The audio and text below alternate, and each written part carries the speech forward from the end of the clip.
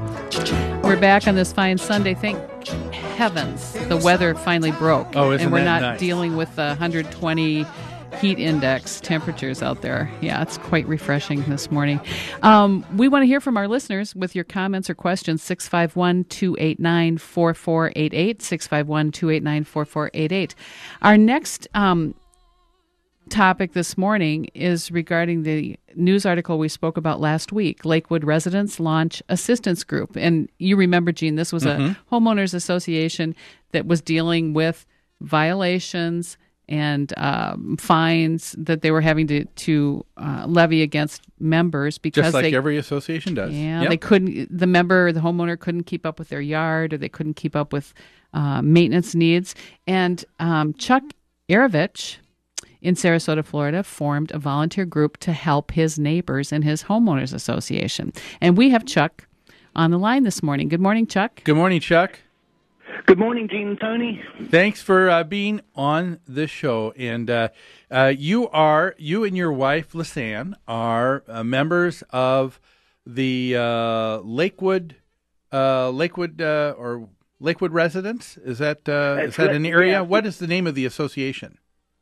It's Lakewood Ranch. Lakewood Ranch. Okay. Yes. And that consists of, is there a number of homeowner associations and a master, or is it just one association? How many people? Yes, there's actually multiple neighborhood associations and also a master association. Okay. Okay. How do you know how many homes are in your homeowners association?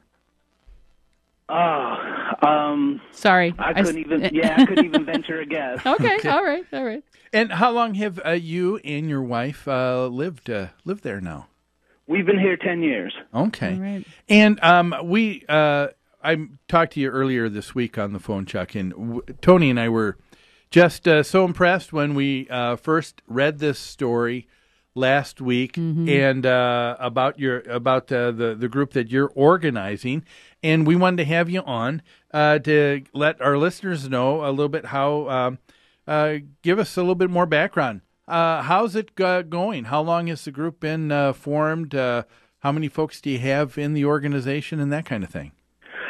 Well, we just formed a couple weeks ago, right when the article came out. That is basically when we formed. Right after that article came out, we've had several people call to volunteer their services. One gentleman called, he volunteered, and he said he will get his teenage sons involved, and we've had a few other people. That's really good. So you've got people that are all set to go, but there's one thing that was a little bit funny. What is missing from this equation? Right now it's something else, isn't it?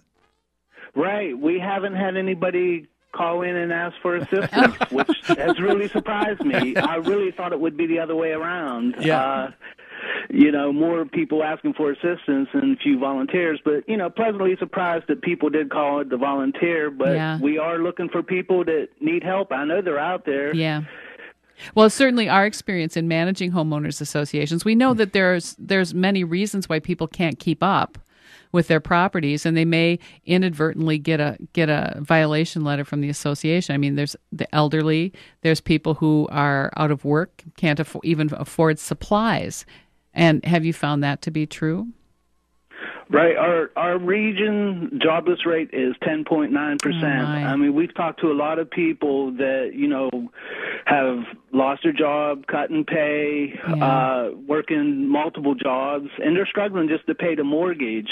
Right. And, you throw in a fine. Yeah. And, and the fines could be steep. Like one lady was fined $20,000. Oh, my word. And, yeah, you throw that in, and you're financially burdening, homeowners. Yeah. So we want to be proactive and prevent this from happening. Okay, and so it's this is again, you're doing this just to be proactive and say, hey, look, it's not necessarily an association's fault that someone gets behind. People in an association expect things to be maintained, but you're there for a neighbor to help neighbors. Isn't that correct? Exactly.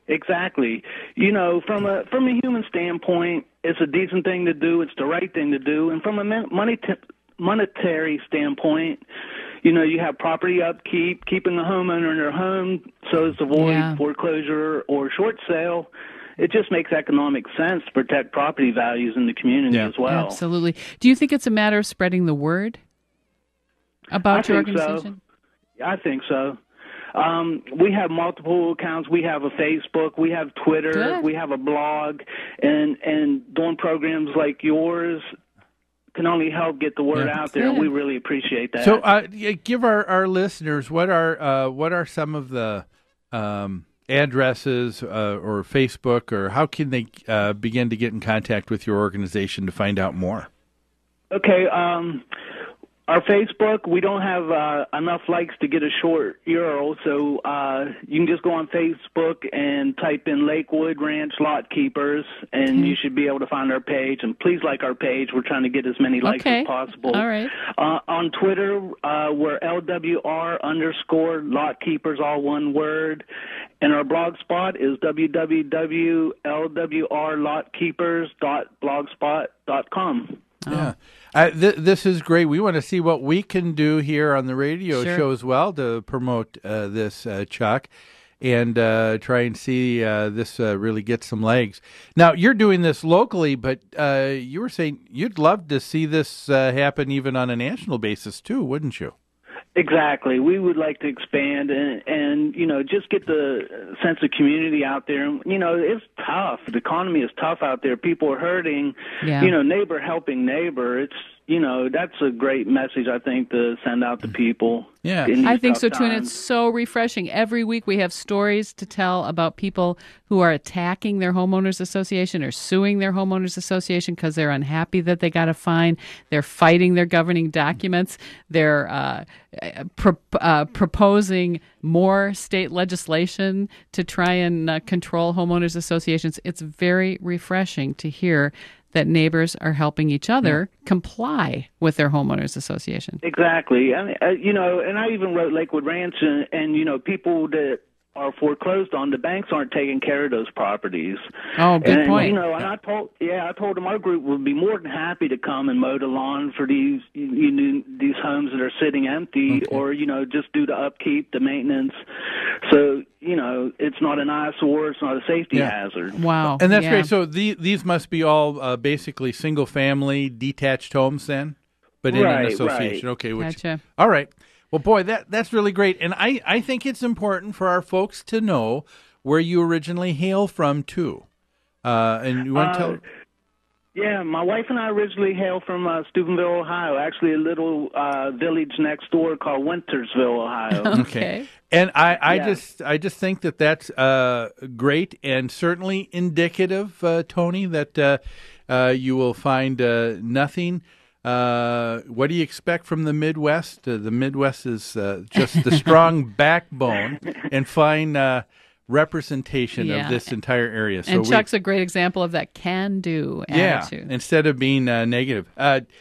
Chuck, we really appreciate you being on the show and telling us a little bit about your organization. We hope nothing but great things for lot keepers. And one more time, tell people how to get a hold of you on Facebook and Twitter.